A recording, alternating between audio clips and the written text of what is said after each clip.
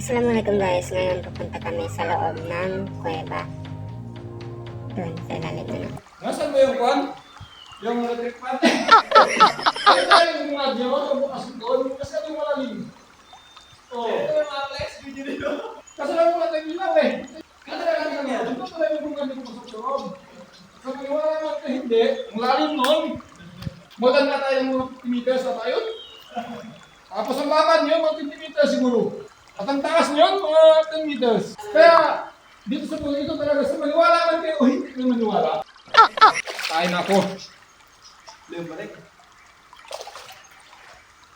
Alam niyo ba ayon sa kwento ng mga matatanda?